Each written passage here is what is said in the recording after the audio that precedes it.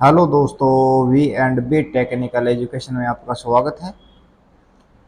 कल जो ये अपने 1000 क्वेश्चन की जो सीरीज चालू की है, इसके अंदर 140 क्वेश्चन अपने कंप्लीट कर दिए हैं। आज 141 से देखेंगे नेक्स्ट आगे तक, देखते हैं कितने क्वेश्चन कंप्लीट होते हैं। और साथ में जो पीछे जो आपके क्वेश्चन करवा दिए हैं प्रीवियस, उनके अंदर कोई अगर आपको डाउट लगे तो उसके लिए आप कमेंट बॉक्स में टाइप कर सकते हो, आपका उसका सोल्यूशन आपको प्रोवाइड करवाएंगे। और वीडियोज को साथ में लाइक शेयर सब्सक्राइब कीजिए, अपने फ्रेंड्स के पास शेयर कीजिए। ओके, तो चलते हैं क्वेश्चन की ओर। क्वेश्चन नंबर है अपने पास 141। डीसी शंट या डीसी कंपाउंड मोटर के स्टार्टिंग के लिए 3 पॉइंट स्टार्टर के स्थान पर 4 पॉइंट स्टार्टर का उपयोग क्यों किया जाता है? बताओ क्यों किया जाता है। देखते हैं अपने जो अपने पास 2 पॉइंट स्टार्टर रहता है, एक रहता है 3 पॉइंट स्टार्टर और एक होता है 4 पॉइंट स्टार्टर। डीसी के अंदर और भी रहते हैं ड्रम टाइप, लेकिन पॉइंट्स के आधार पर तीन है अपने, 2 पॉइंट, 3 पॉइंट और 4 पॉइंट। 2 पॉइंट जो स्टार्टर रहता है ये डीसी सीरीज मोटर को स्टार्ट करता है, डीसी सीरीज मोटर के लिए रहता है। 3 पॉइंट स्टार्टर जो होता है ये DC shunt and compound motor को स्टार्ट करता है। ओके, 4 पॉइंट स्टार्टर भी DC shunt and compound motor को स्टार्ट करता है। डीसी जो अपने पास डीसी सीरीज मोटर को स्टार्ट करता है 2 पॉइंट स्टार्टर, इसके अंदर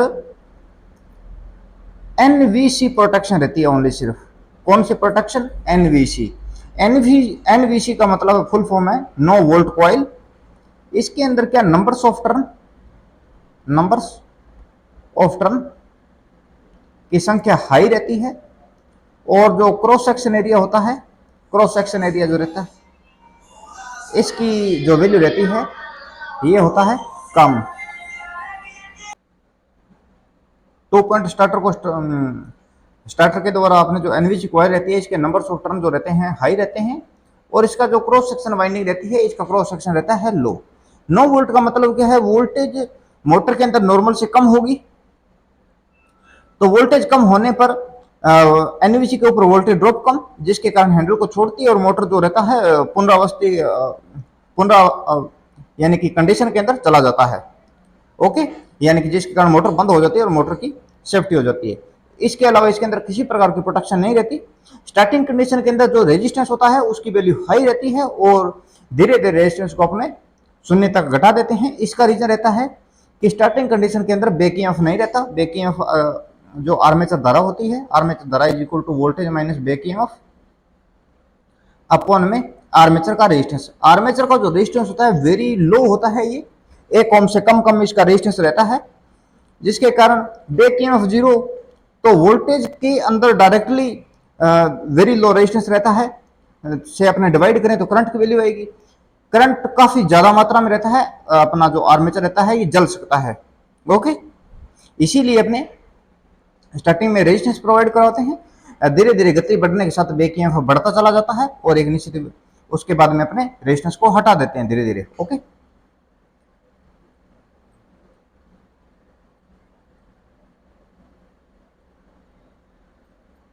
अपने 2 पॉइंट स्टार्टर के अंदर देख लिया, अभी डीसी ओनली सिर्फ डीसी सीरीज मोटर को स्टार्ट किया जाता है 2 पॉइंट जो स्टार्टर रहता है उसके द्वारा। अब जो 3 पॉइंट स्टार्टर रहता है इसके अंदर क्या होता है, एक एनवीसी प्रोटेक्शन रहती है नो वोल्ट कॉइल, और एक रहता है ओएलसी प्रोटेक्शन। एनवीसी के अंदर बता दिया। बी, इसके अंदर जो वाइंडिंग रहती है कॉइल के ऊपर की हुई, उस वाइंडिंग की लेंथ ज्यादा रहती है, यानी कि नंबर ऑफ टर्न ज्यादा होंगे, और जो वाइंडिंग है उसका क्रॉस सेक्शन एरिया लो रहता है। ओएलसी के अंदर लोड करंट फ्लो करवाती है, और इसके अंदर जो वाइंडिंग रहती है इसका क्रॉस सेक्शन एरिया हाई रहता है, नंबर्स ऑफ टर्न कम होते हैं। एनवीसी के अंदर क्या होता है, एनवीसी के श्रेणी क्रम में रहती है जिस प्रकार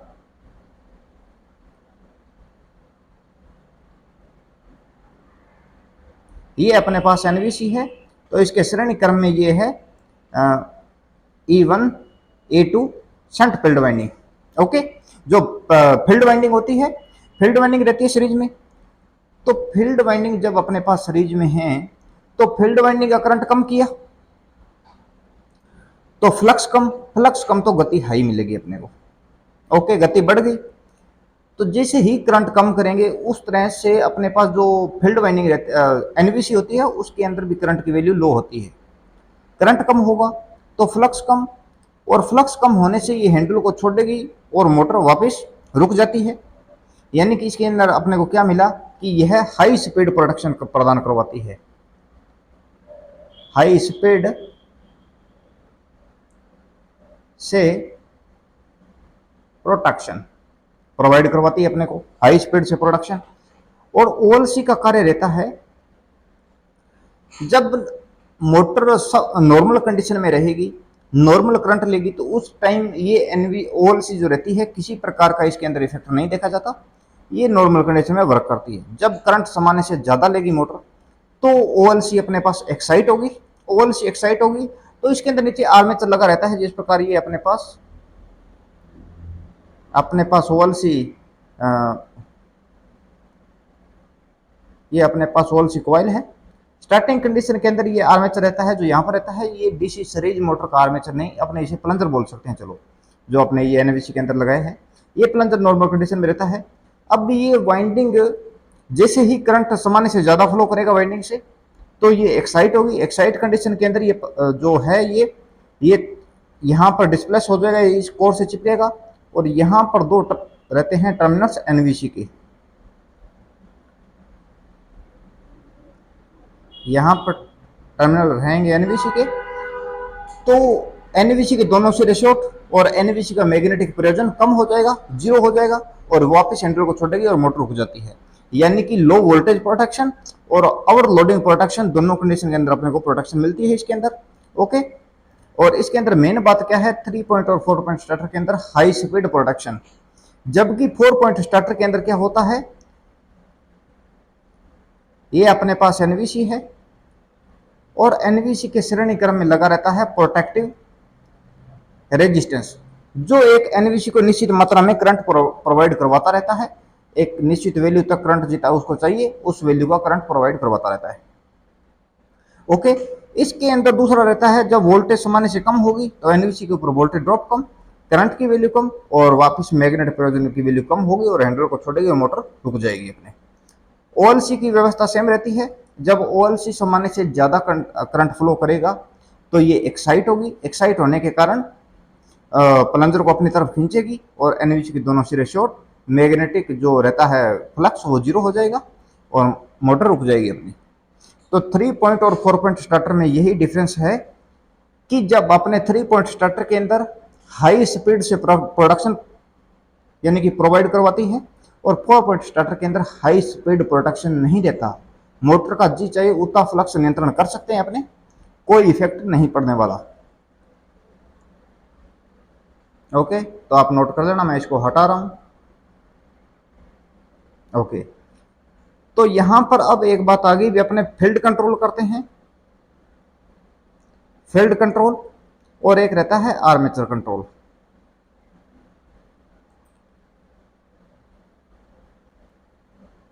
अब फील्ड कंट्रोल के अंदर सिस्टम होता है, फील्ड कंट्रोल जो है अपने पास कांस्टेंट पावर ऑपरेशन रहता है, जबकि आर्मेचर को नियंत्रण करते हैं तो अपने को कांस्टेंट टॉर्क मिलता है, कांस्टेंट टॉर्क प्रोवाइड मिलता है।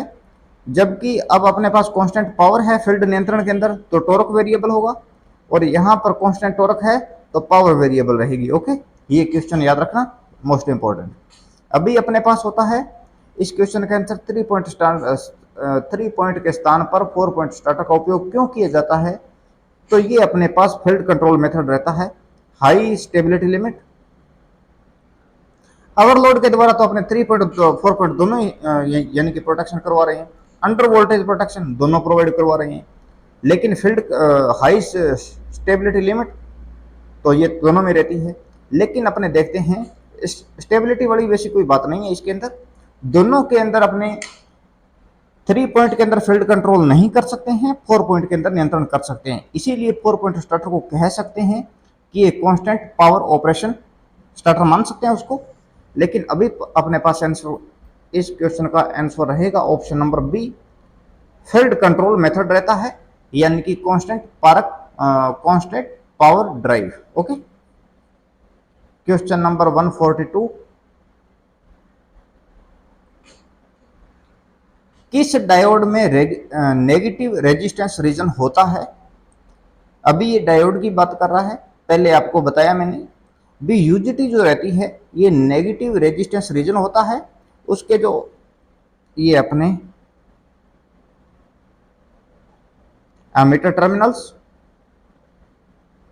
और यहां पर ये बेस 2 और ये बेस 1 टर्मिनल। ओके, तो इसका बेस 1 और बेस 2 के मध्य 5 से लेकर 10 किलो ओम तक का रेजिस्टेंस रहता है। एमीटर पर किसी प्रकार का वोल्टेज सिग्नल अप्लाई नहीं किया गया है, तो ये वोल्टेज डिवाइडर की भांति कार्य करती है। टाइम एससीआर की ट्रिगरिंग के अंदर काम आता है, टेम्परेचर कंट्रोल करता है, मोटर स्पीड नियंत्रण के अंदर और टाइमर में खास करके यूज में लिया जाता है। ओके, तो इसके अंदर नेगेटिव रेजिस्टेंस रीजन रहता है। जैसे ये अपने यहाँ पर जो ये शो कर रहा हूँ, ये है लीकेज करंट और इसके बाद में ये मेन रीजन में जाता है,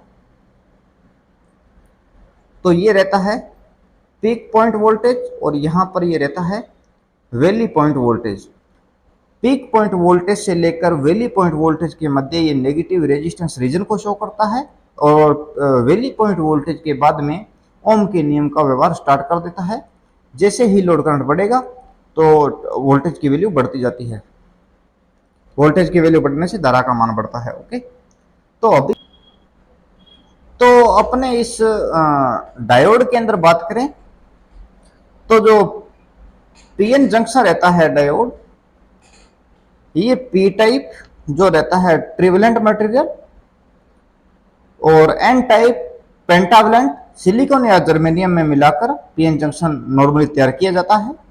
तैयार करने के लिए मिश्र धातु विधि या वर्धन विधि वो यूज में लेते हैं, उसके द्वारा पीएन जंक्शन रहता है। तो इसके अंदर नेगेटिव रेजिस्टेंस रीजन नहीं रहता। शॉर्टकी डायोड में रहता है या वेक्टर डायोड या टनल डायोड के अंदर। तो जो अपने पास नेगेटिव रेजिस्टेंस रीजन रहता है ये टनल डायोड में होता है।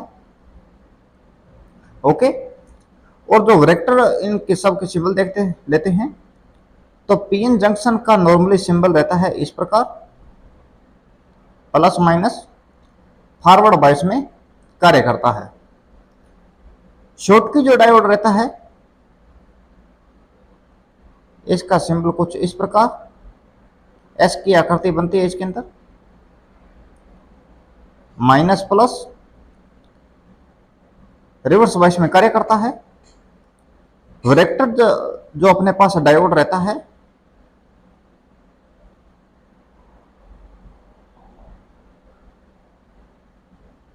नेगेटिव पॉजिटिव, ये भी अपने पास रिवर्स बायस में कार्य करता है। वेक्टर जो डायोड होता है ये डायोड की भांति कार्य करने के साथ साथ कैपेसिटर की भांति भी व्यवहार करता है। लो वोल्टेज मिलेगी अपने को, लो वोल्टेज होगी तो हाई कैपेसिटेंस होगा और हाई वोल्टेज होगी तो लो कैपेसिटेंस रहेगा। ओके, तो जो अपने पास ये टनल डायोड है इसका सिंबल कुछ इस प्रकार, पॉजिटिव नेगेटिव। टनल डायोड अपने पास फॉरवर्ड बायस में कार्य करता है। ओके, और जो शॉर्टकी डायोड है इसकी जो स्विचिंग स्पीड रहती है ये काफी हाई होती है। ये 300 मेगाहर्ट्ज की जो फ्रिक्वेंसी रहती है उसको भी 300 मेगाहर्ट्ज तक की फ्रिक्वेंसी को रेक्टिफाई कर सकता है। ओके, हाई स्विचिंग स्पीड होती है, यूज किया जाता है। बाकी अपने जिनर डायोड का आप देखें सिंपल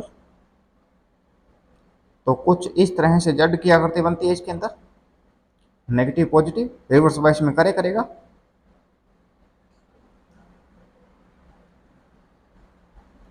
क्वेश्चन नंबर 142 का हो जाएगा option number D, tunnel diode. 143, किस दोलित्र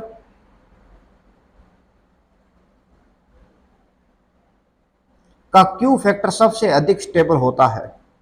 तो जो अपने पास क्यू फैक्टर रहता है सबसे अधिक स्टेबल, तो ये अपने क्रिस्टल ऑसिलेटर के अंदर रहता है। क्रिस्टल ऑसिलेटर के लिए crystal controlled oscillator A and B option है।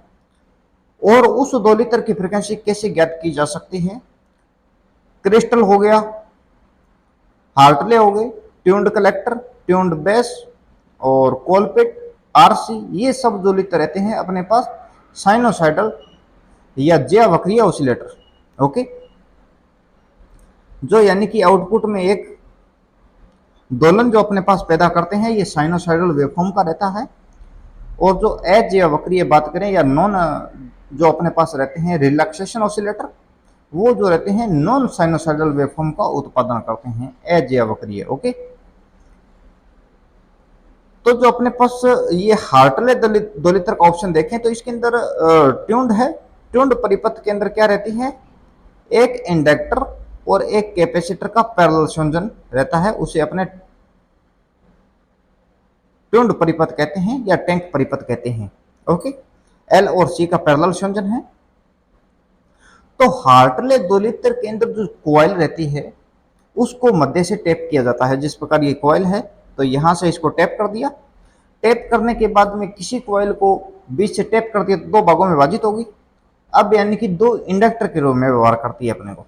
ओके, और इसकी फ्रीक्वेंसी ज्ञात करने के लिए अपने पास रहता है 1/2 पाई L1 प्लस L2 ब्रैकेट में और C1। ओके, हर्ट्ज में अपने को फ्रीक्वेंसी मिलती है।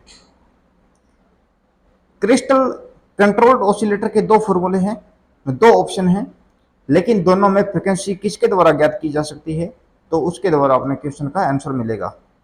तो इसके लिए रहता है 1/2 पाई मल्टीप्लाई √1 C1 गुणा C2 अपॉन में C1 प्लस C2। इसके अंदर जो ये जो बीच से टैप किया ये रहता है हार्टले दोलित्र का। ओके, और क्रिस्टल कंट्रोल का देखें तो इसके अंदर जो अपने पास इंडक्टर को टैप करने के बजाय दो कैपेसिटर यूज में लेते हैं, क्योंकि कैपेसिटर को टैपिंग नहीं कर सकते अपने।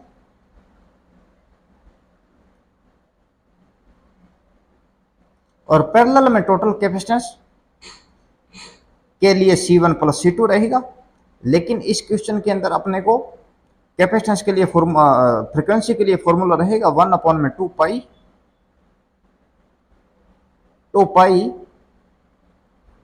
गुणा C1 गुणा C2 अपॉन में C1 प्लस C2 ब्रैकेट में और L1।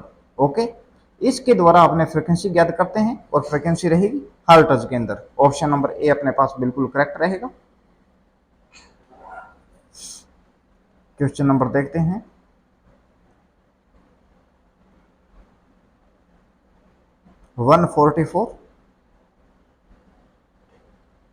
RLC series and parallel resonant circuit में धारा क्रमशः होगी। ओके, तो RLC जो सीरीज सर्किट रहता है, ये शायद तक मैंने ये जो 1000 क्वेश्चन की सीरीज कराई है इसी के अंदर इससे पहले 1-2 बार करवा चुका हूं मैं, आपको जस्ट नॉर्मली बड़े तरह से याद भी होगा भी। उसके अंदर धारा इम्पीडेंस किस प्रकार रहता है, तो इसके अंदर इम्पीडेंस ज्ञात करने के लिए अपने पास फॉर्मूला रहता है resistance squares plus XL minus XC का होल स्क्वायर। और रेजोनेंट की कंडीशन क्या रहती है? XL is equal to XC, यानी कि जो इंडक्टिव रिएक्टेंस रहता है ये कैपेसिटिव रिएक्टेंस के जब इक्वल होगा तो वो कंडीशन अपने पास रेजोनेंट की कंडीशन रहती है। तो यहां पर इंडक्टिव रिएक्टेंस कैपेसिटिव रिएक्टेंस के द्वारा अपने माइनस करने पर क्या मिलेगा? 0। तो रेजिस्टेंस का जो अंडर रूट है, रेजिस्टेंस स्क्वायर का अंडर रूट है, इसको अंडर रूट हटाएंगे तो स्क्वायर हट जाएगी। तो यानी कि इसके अंदर क्या बचा अपने पास? R is equal to Z. जो अपने पास सीरीज सर्किट रहता है उसके अंदर रेजिस्टेंस इंपीडेंस के इक्वल रहता है। तो ऐसे परिपथ के लिए टोटल अपने जो धारा की विरोध देखें तो वो इंपीडेंस रहता है, जबकि डीसी परिपथ के लिए रहता है रेजिस्टेंस। तो यहाँ पर जो इम्पीडेंस है वो रेजिस्टेंस के इक्वल है, यानी कि जो इम्पीडेंस की वैल्यू है वो काफ़ी निम्न है। इम्पीडेंस कम तो धारा मैक्सिमम होगी। ओके, लिखते हैं यहाँ पर।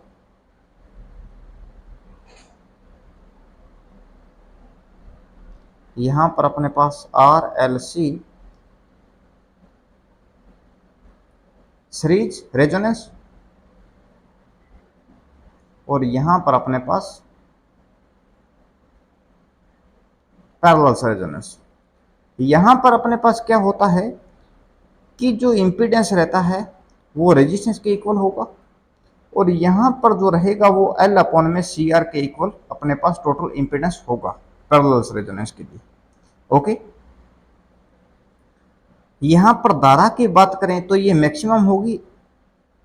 जब इम्पीडेंस रेजिस्टेंस के इक्वल है तो धारा मैक्सिमम होगी, और यहाँ पर जो होगा करंट की वैल्यू वो होगी मिनिमम। ओके, यहाँ पर इम्पीडेंस की वैल्यू मिनिमम तो एडमिटेंस जो रहेगा वो मैक्सिमम होगा, और यहाँ पर Z is equal to 1 upon में एडमिटेंस तो ये रहेगा कम। एडमिटेंस इसके अंदर क्या है, RLC सीरीज के अंदर के रहेगा मिनिमम, और RLC पैरेलल रेजोनेंस के अंदर होगा मैक्सिमम। ओके, सीरीज के अंदर करंट इक्वल रहेगा, क्योंकि जो करंट का पाथ रहेगा वो नॉर्मली एक पाथ होता है सीरीज के अंदर। पैरेलल्स के अंदर अनेक पाथ होते हैं। सीरीज के अंदर I T is equal to I R is equal to I L inductor के अंदर से धारा और कैपेसिटर के अंदर से धारा शब्द वैल्यू एक बराबर रहेगी। जबकि पैरेलल्स के अंदर देखें तो I T is equal to I R का squares plus I L minus I C का होल स्क्वायर के द्वारा टोटल करंट ज्ञात किया जाता है।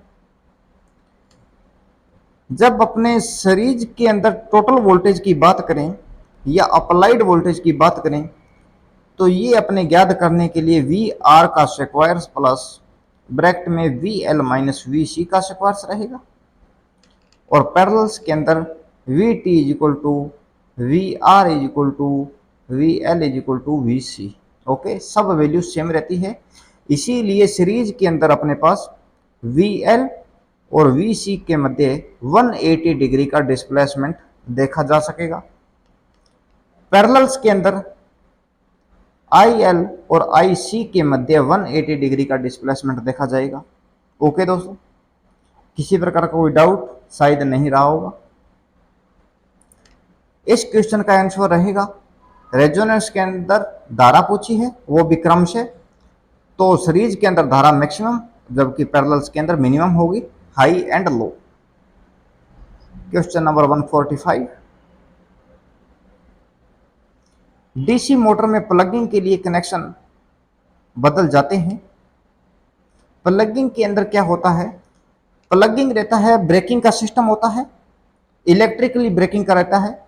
मैकेनिकल ब्रेकिंग के अंदर ब्रेक शूज के द्वारा फोर्स लगाकर रोकते हैं, जबकि इलेक्ट्रिकल ब्रेकिंग के अंदर अपने पास प्लगिंग रहता है।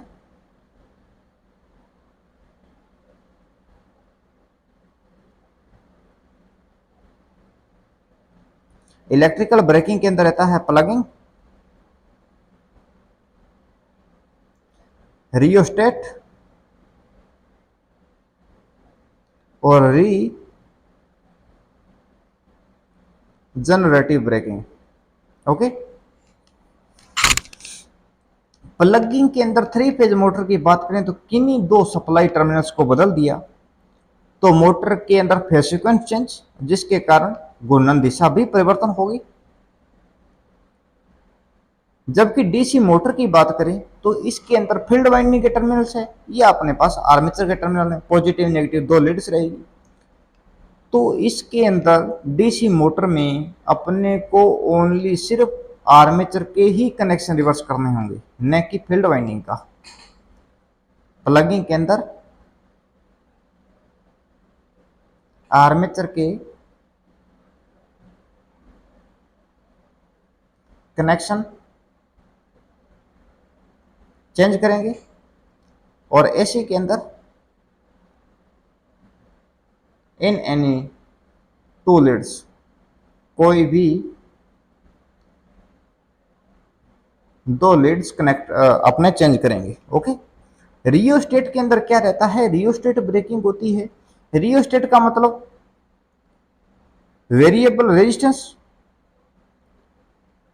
वो भी हाई वाटेज क्षमता के साथ।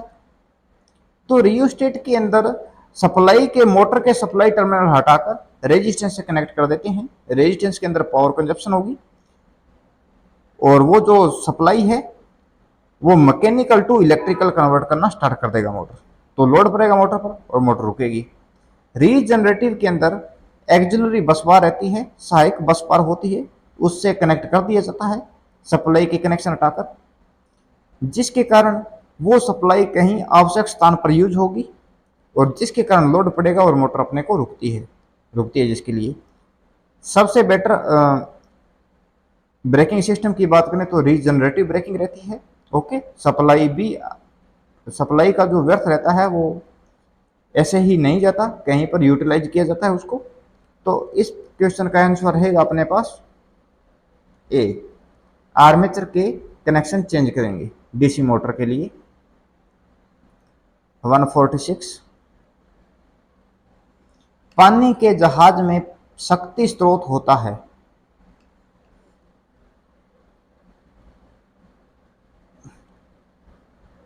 पानी के जहाज की बात करें, अपने सबमरीन की बात करें, पानी के जहाज में रहता है डीजल प्लांट, जबकि सबमरीन जो होती है वो पानी के अंदर चलती है। सबमरीन के अंदर अपने पास निकल आयरन बैटरी यूज की जाती है। एनर्जी सोर्सेज रहेगा अपने पास बैटरीज। ओके, तो इस क्वेश्चन का आंसर रहेगा अपने पास nickel iron batteries, option number A. पानी के जहाज के अंदर होगा अपने पास, जस्ट अभी तो देखा है, डीजल पावर प्लांट रहेंगे, ऑप्शन नंबर बी।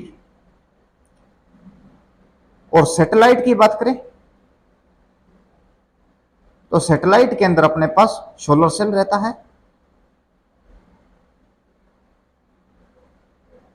और साथ में बैटरीज भी। 147 नंबर, जर्मन चित्रित सारणी में अमान्य नहीं है। मान्य मतलब वैलिड, अमान्य इनवैलिड, नॉट इनवैलिड। अमान्य नहीं है मतलब मान्य स्टेटमेंट पूछ रहा है। मान माइक्रो ओम सेमी के अंदर है, जर्मन सिल्वर के अंदर क्या होगा, मरकरी में क्या रहेगा, टंगस्टन में क्या होगा और जिंक के अंदर रेजिस्टेंस की वैल्यू क्या रहती है, माइक्रो ओम सेमी के अंदर पूछ रहा है। इसी के साथ अपने देख लेते हैं, यूरेका में सारी वैल्यू आपको माइक्रो ओम सेमी के अंदर लिखवाऊंगा। यूरेका के लिए 49, आयरन के लिए 9.8, जिंक के लिए 6.4, एल्यूमिनियम के लिए रहेगा 2.69, गोल्ड के लिए 2.44,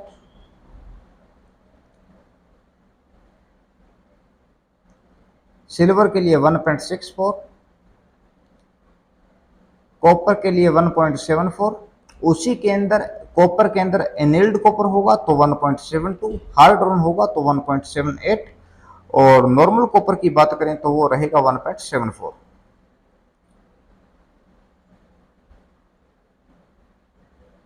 टीन के लिए 11.4, लेड के लिए 21.6,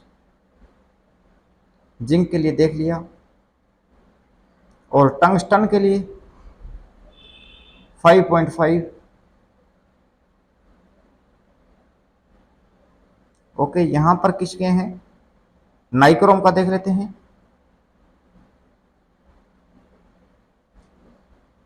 जिंक के लिए देखा 6.4, ऑप्शन नंबर ए।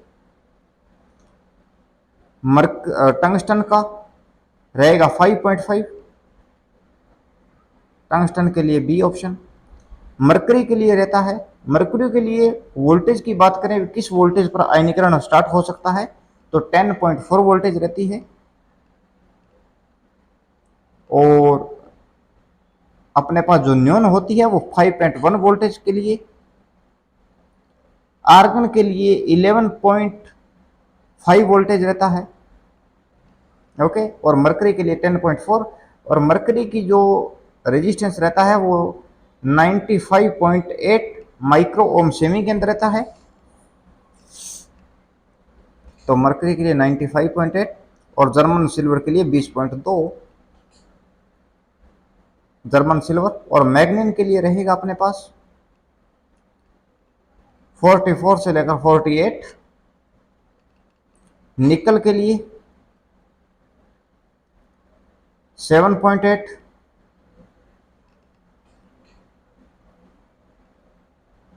प्लेटिनम के लिए बात करें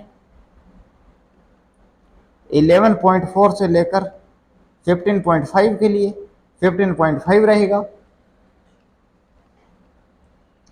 तो अभी अपने पास 147 नंबर 147 है, इसके लिए ऑप्शन रहेगा पहले का डी, ओके।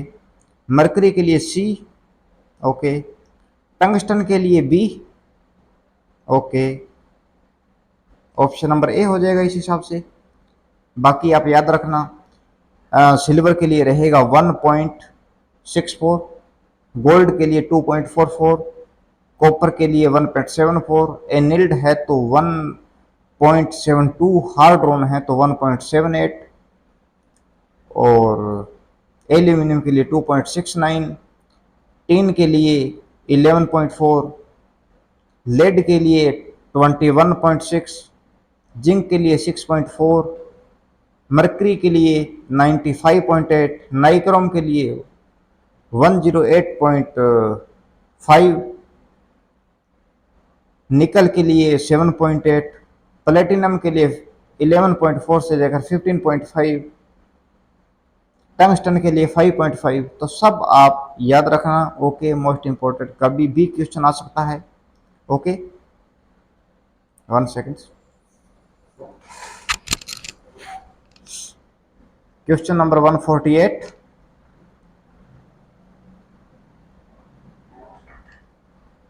ट्राई की आंतरिक संरचना का निर्माण।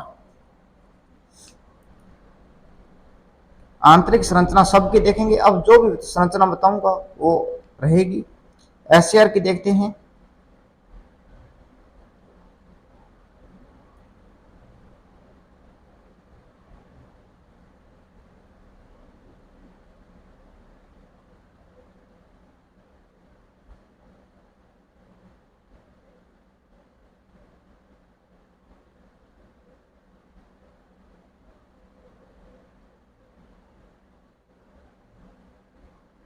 ये P1 लेयर है, ये N1 लेयर है, ये P2 है, और ये N2 लेयर आ गई, ओके। ये एनोड टर्मिनल्स रहेगा एससीआर के लिए, ये कैथोड टर्मिनल्स है। और P2 से अपने गेट टर्मिनल्स लेंगे तो ये अपने पास रहेगा सिलिकॉन कंट्रोल्ड रेक्टिफायर। एक दूसरे के लिए गेट टर्मिनल जो है अपने P2 से ना लें और N1 से लेंगे तो ये अपने पास रहेगा complementary silicon controlled rectifier.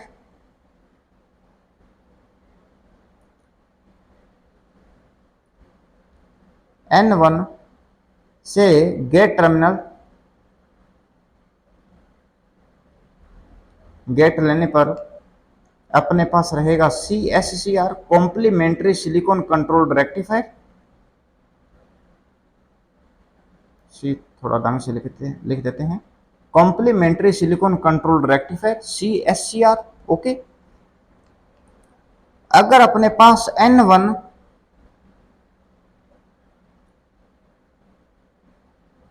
Gate terminals लिया और गेट टर्मिनल्स लेने के बाद N1 गेट टर्मिनल से निकाल लिया अपने N1 से, और गेट और कैथोड के मध्य अगर जिनर डायोड लगा दें अपने, जिस प्रकार ये नॉर्मली अपने संरचना देखें यहां पर, यहां से लिया तो कॉम्प्लीमेंट्री सिलिकॉन कंट्रोल रेक्टिफायर रहेगा, ये गेट टर्मिनल्स है और यहां पर अपने यहां पर इस तरह से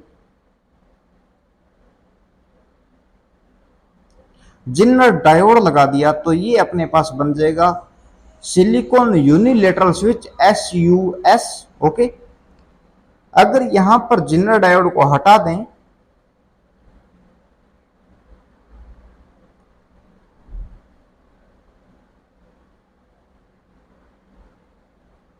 जिनर,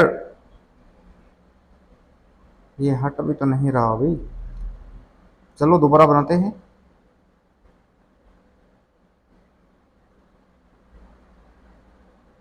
ये अपने पास V1 लेयर आ गई, ये N1 है, ये P2 है और ये N2 है। ये अपने पास एनोड टर्मिनल्स, ये कैथोड टर्मिनल्स और ये अपने पास गेट 1 होगा और ये टर्मिनल्स रहेगा गेट 2। अपने पास दो गेट निकलेंगे आउटपुट में, एक एनोड टर्मिनल्स एक कैथोड और दो गेट, तो ये रहेगा SCS silicon controlled switch. Okay, CSCR हो, SUS हो, SCS हो, तो इन सब का लूप गेन जो रहता है, जो आउटपुट जो SCR की तुलना में कम रहता है, उसकी तुलना में कम इफिशिएंट रहते हैं ये अपने पास जंक्शन बनेगा J1 और ये जंक्शन होगा J2 और ये जंक्शन रहेगा सब में सेम रहेगा J3 रहेगा। ओके, जब J1 टर्मिनल्स अपने पास और J3 टर्मिनल्स फॉरवर्ड बायस में होंगे तो J2 जो टर्मिनल्स होगा ये रिवर्स बायस में होगा और J2 टर्मिनल्स इस टाइम करेगा एक कैपेसिटर की भांति, और वो भी कैपेसिटर कौन सा, जिसके अंदर डाइलेक्ट्रिक हो SiO2 silicon oxide, SiO2 insulator के रूप में। ओके, सिलिकॉन ऑक्साइड के द्वारा। अभी बात करते हैं भी SCR के द्वारा ट्राई का निर्माण कैसे कर सकते हैं। तो 2 SCR connected with anti parallel, option number रहेगा A। अगर अपने SCR की बात करें की सहायता से अगर अपने पास ट्रायक बनाया है,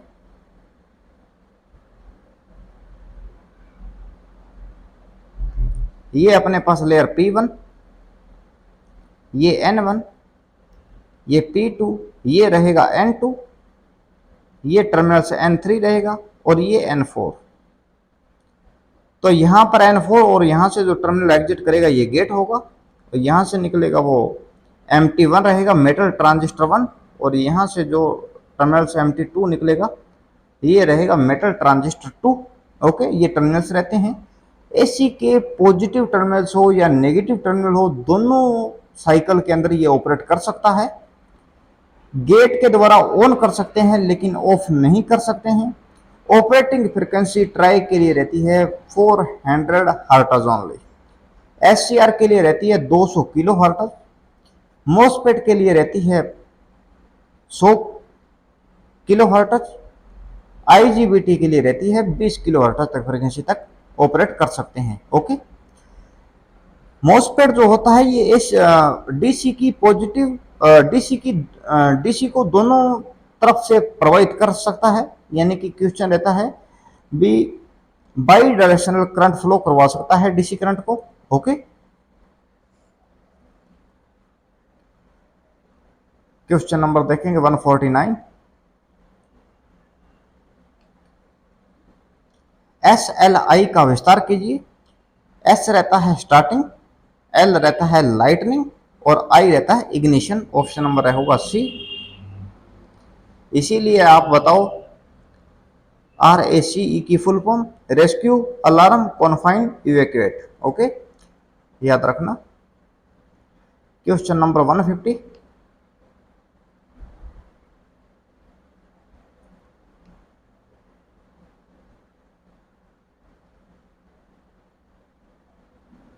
three phase induction motor running condition में तो टॉर्क समानुपाती होगा। थ्री फेज इंडक्शन मोटर के बारे में लिख रहे हैं, तो जो स्टार्टिंग टॉर्क रहता है वो समानुपाती होगा वोल्टेज के वर्ग के।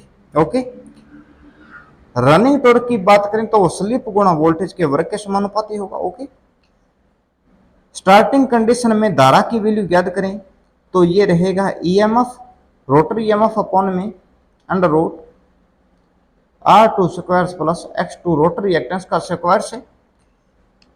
आई रनिंग कंडीशन में ज्ञात करें रोटर के अंदर धारा, तो स्लिप गुणा रोटर ईएमएफ अपॉन में रोटर रेजिस्टेंस का स्क्वायर गुणा स्लिप गुणा रोटर रिएक्टेंस का स्क्वायर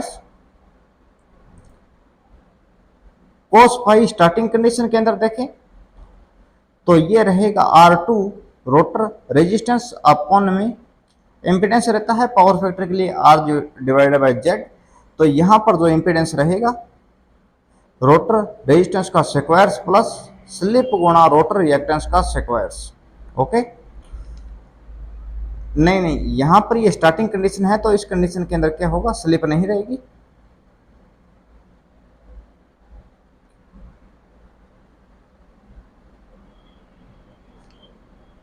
रोटर रिएक्टेंस का square. Okay, cos phi running condition के अंदर बात करें तो यहां पर रहेगा R रोटर रेजिस्टेंस अपॉन में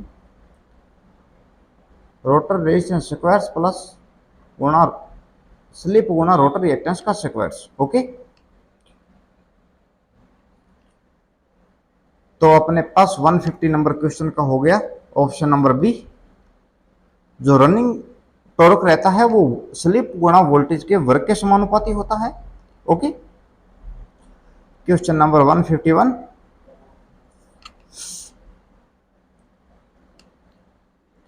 थ्री फेज इंडक्शन मोटर में no load current full load current का कितना होता है। अगर ट्रांसफार्मर में अपने नॉर्मली बात करें तो जो स्टार्टिंग करंट रहता है वो 2 से 5% रहता है। स्टार्टिंग करंट का मतलब वो नहीं, स्टार्टिंग करंट चलो हटा ही देते हैं डाउटफुल रखने के लिए, डाउट की बजाय नो लोड करंट रहता है। नो लोड करंट रहता है, जबकि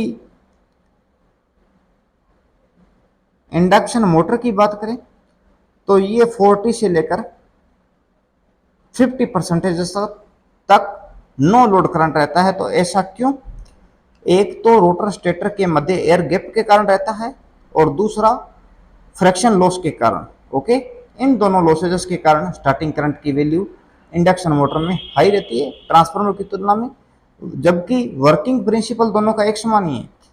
वर्किंग प्रिंसिपल एक समान इस तरह है भी ट्रांसफार्मर की सेकेंडरी वाइंडिंग को अपने शॉर्ट कर रखा है तो दोनों की कार्य प्रणाली इक्वल है, लेकिन ट्रांसफार्मर में घूर्णन योग्य कोई पार्ट नहीं है, जबकि इंडक्शन मोटर में सेकेंडरी वाइंडिंग रोटेट करती है। ओके, तो अभी अपने पास क्वेश्चन का आंसर रहेगा 151 का ऑप्शन नंबर बी। 40 से लेकर 50% तक स्टार्टिंग धारा रहती है, नो लोड करंट रहता है। एक तार में 10 एम्पियर डीसी धारा प्रवाहित हो रही है। ओके, आई डीसी जो है 10 एम्पियर से। ओके, क्रेस्ट वैल्यू हो गया, पीक वैल्यू हो गया, मैक्सिमम वैल्यू होगी, तो ये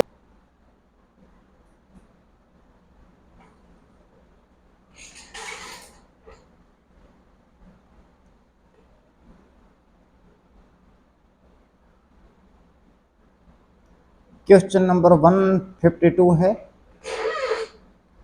एक तार में 10 एम्पियर डीसी धारा प्रवाहित हो रही है, क्रेस्ट वैल्यू 20 एम्पियर है, आरएमएस मान की 15 एम्पियर है, तो पीएमएमसी मीटर द्वारा प्रवाहित धारा का मान ज्ञात कीजिए और मूविंग आयरन मीटर द्वारा मापित आरएमएस मान क्रम से ज्ञात कीजिए। ये डीसी के अंदर करंट है 10 एम्पियर का। ओके, और ये क्रेस्ट वैल्यू है एसी की 20 एम्पियर। क्रेस्ट वैल्यू मतलब पीक वैल्यू या मैक्सिमम वैल्यू कहें तो ये 20 एम्पियर है, और एसी के अंदर आरएमएस मान की 15 एम्पियर करंट है अपने पास। ओके, तो पीएमएमसी मीटर द्वारा मापित मान ज्ञात कीजिए। पीएमएमसी जो मीटर रहता है अपने पास, ये केवल औसत मान को मेजरमेंट करता है, जबकि एसी के पॉजिटिव नेगेटिव साइकिल का पूरे साइकिल का औसत मान देखें तो वो 0 रहता है।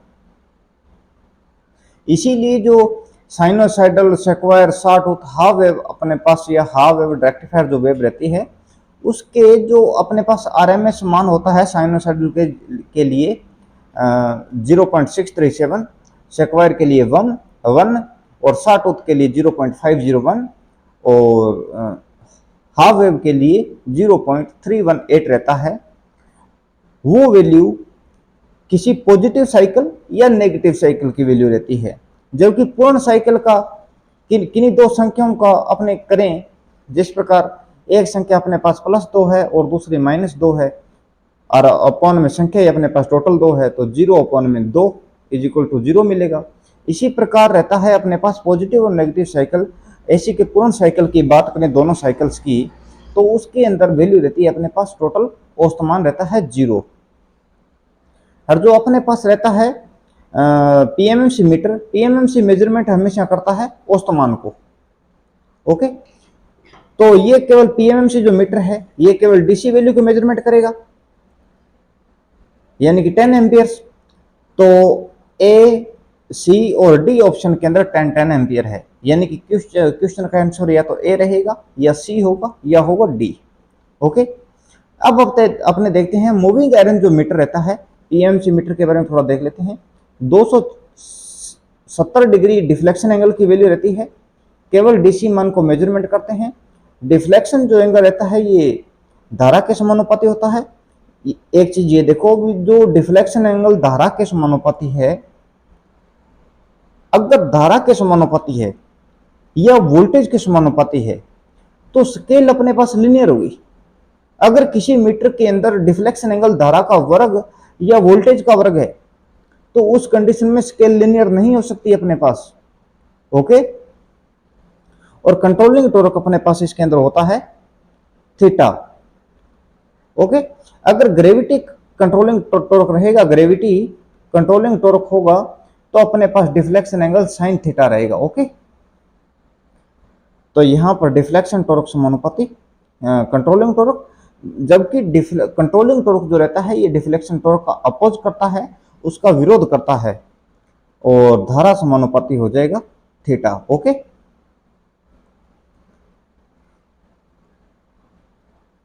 अभी देखते हैं कि जो मूविंग आयरन मीटर रहता है ये 240 डिग्री का डिफ्लेक्शन एंगल रहता है। मूविंग आयरन हो या डेनमोमीटर हो, दोनों का जो डिफ्लेक्शन एंगल रहता है वो अपने पास टोटल जितनी स्केल के ऊपर पैमाना पाठ्यांक अपने को देता है वो 240 डिग्री का रहता है। Okay, AC and DC ampere दोनों धाराओं को मेजरमेंट करता है।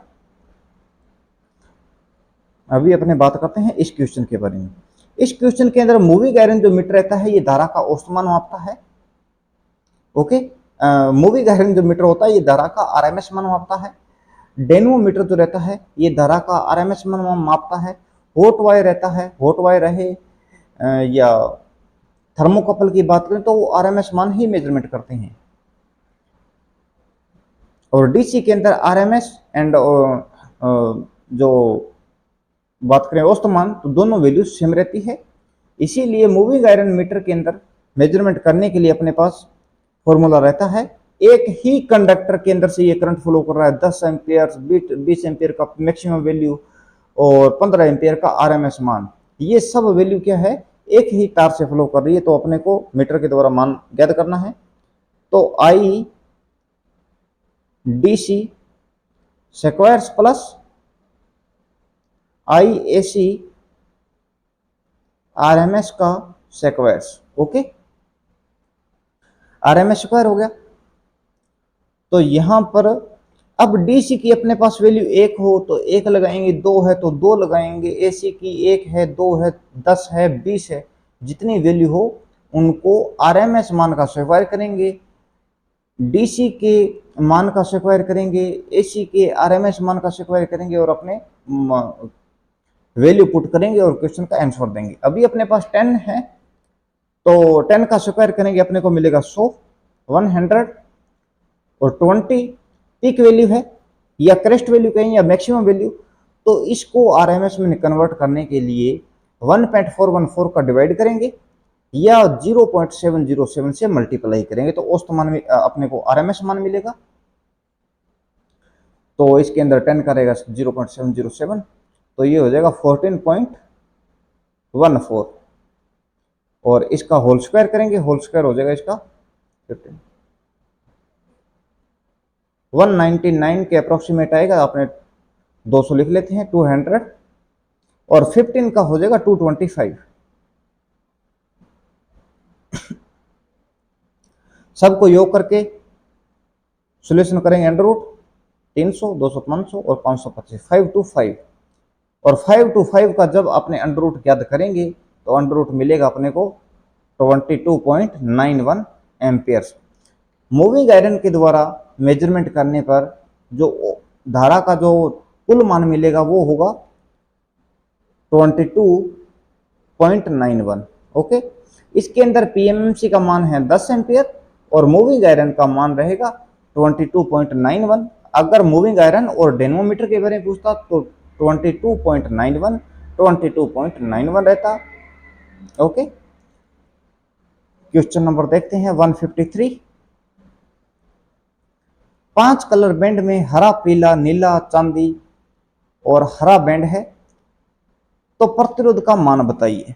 आपको पहले ही कई बार करा दिया। अगर 4 बैंड का अपने पास रेजिस्टेंस है तो स्टार्टिंग के जो 2 अंक रहेंगे, स्टार्टिंग के 2 अंक रहेंगे, तीसरा मल्टीप्लायर रहेगा और चौथा रहेगा अपने पास टॉलरेंस। टॉलरेंस मतलब उसको किसी जो दिए गए टेम्परेचर के अंदर यूज करने पर, किसी दिए गए तापमान के अंदर यूज करने पर उसके मान में कितनी कमी या वैल्यू कम या ज़्यादा हो सकती है, सहनशीलता का मान शो करता है। ओके, अगर 5 बैंड का अपने पास है तो स्टार्टिंग के 3 अंक रहेंगे, चौथा अपने पास मल्टीप्लायर रहेगा और 5वां रहेगा टॉलरेंस। ओके, तो करते हैं। ग्रीन कलर के लिए रहेगा 5। ये कलर कोड मैंने ये जो 1000 क्वेश्चन की सीरीज चालू की है इसके अंदर भी 1-2 बार करवा चुका हूं। फिर भी आपको कोई डाउट लगे तो आप कमेंट बॉक्स में बताना, नेक्स्ट जो लेक्चर आएंगे उनके अंदर करवा दूंगा। ग्रीन कलर के लिए रहेगा 5, पीले कलर के लिए होगा 4 और नीला कलर के लिए रहेगा 6। Okay, multiply. चांदी के लिए क्या रहता है?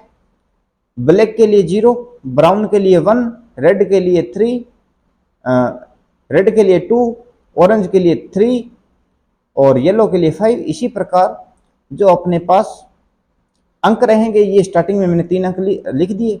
5 बैंड का है ये रेजिस्टेंस, 5 बैंड, पहला green, yellow, blue, silver colour और ग्रीन कलर। ओके, अब इसके अंदर इसी प्रकार इनके मल्टीप्लायर की वैल्यू होती है 10 की पावर 0, 10 की पावर 1 और गोल्ड के लिए रहती है 10 की पावर -1 और सिल्वर के लिए रहती है 10 की पावर -2। तो 10 की पावर -2 अपॉन में लेके जाएंगे, बटा में लेके जाएंगे तो ये हो जाएगा 10 की पावर +2।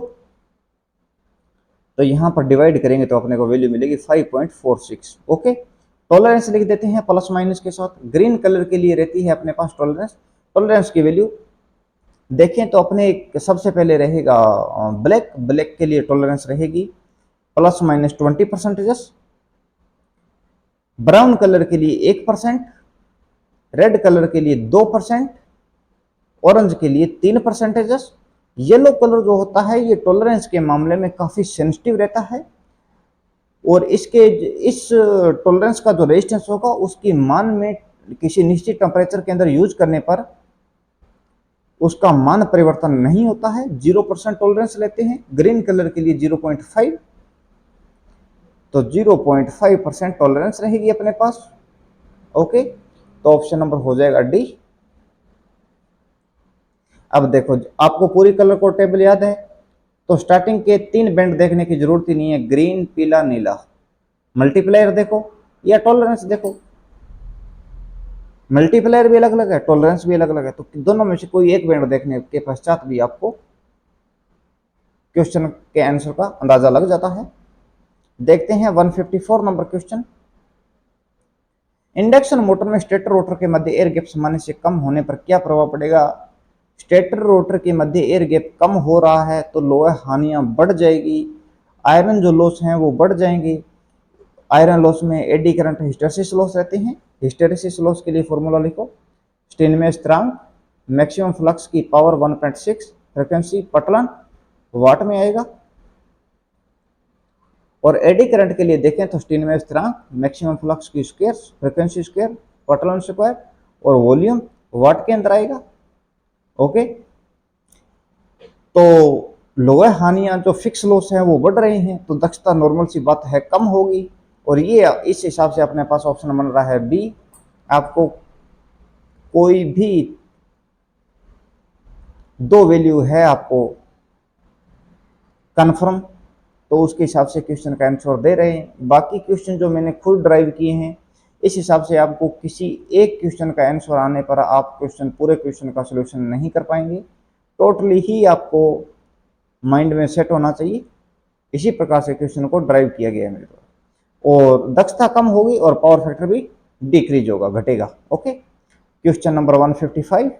रियल क्रेस्ट जो वोल्टमीटर रहता है ये हाई एसी वोल्टेज को मेजरमेंट करता है। ओके, तो दोस्तों अपने 155 क्वेश्चन का सॉल्यूशन कर लिया है। नेक्स्ट जो लेक्चर रहेगा ये 156 से स्टार्ट करेंगे।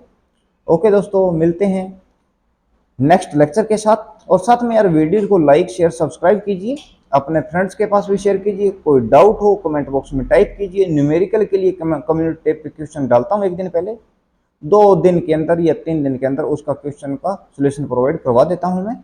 ओके, तो मिलते हैं नेक्स्ट वीडियो के अंदर। टेक केयर, बाय तब तक के लिए।